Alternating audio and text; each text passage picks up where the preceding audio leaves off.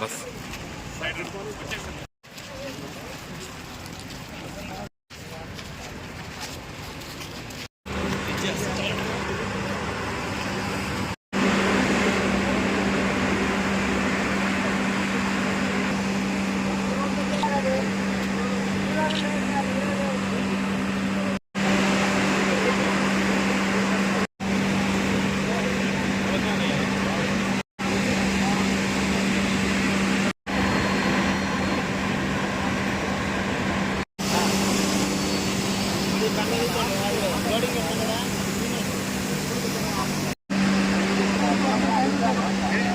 రోజు కూడా నీళ్ళు పట్టట్లేదు సార్.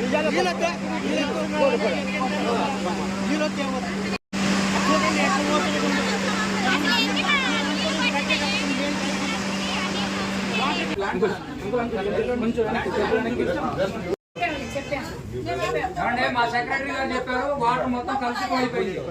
మాకు చాలా ప్రాబ్లం ఉంది. వాటర్ పోయింది. ఆ వాటర్తో బాడీ పెయిన్స్, విపరీతం ఆసుపత్రి వ్యాధులు అసలు చాలా ఈజీగా ఉన్నాయి. అన్నం తినే దాంట్లో కూడా డస్ట్ వస్తుంది. ఇంటికి తీసేస్తా చల్లగా.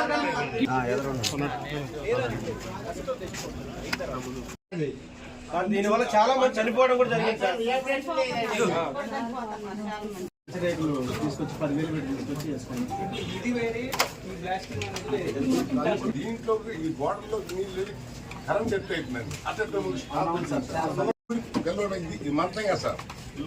పిల్లలు పడుకున్న పెద్దలు పడుకున్న మొత్తం 350 ఇళ్ళు అవును సార్. అందరూ ఎస్సీ బీసీ సార్. మేడం వచ్చింది సార్, 2 సార్లు వచ్చారు. ఈవో సార్లు ఉంటున్నారు సార్. మొత్తం కూడా అక్కడ పోతుంది సార్. జనరల్ గా వాళ్ళు నటే సార్.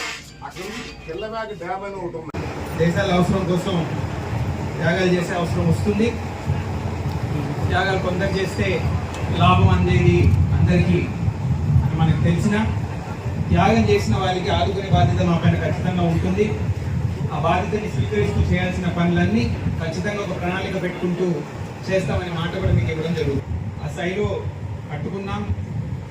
కట్టుకొని ఇప్పుడు వాస్తవం అయింది కాబట్టి దానివల్ల బొగ్గు కంపెనీ కూడా అవుతుంది కాబట్టి బొగ్గు వల్ల విద్యుత్ అందుతుంది కాబట్టి ఎస్ అది అవసరం. కానీ దాని నుంచి వచ్చే ప్రభావాన్ని తగ్గించడానికి ఇంకా చాలా మనం చేయగలం. డీటెయిల్గా జీఎం గారితో కూర్చొని, ఎండీ గారితో కూర్చొని చేయాల్సిన పనులన్నీ మేము వేగవంతంగా చేసుకునే అవసరం.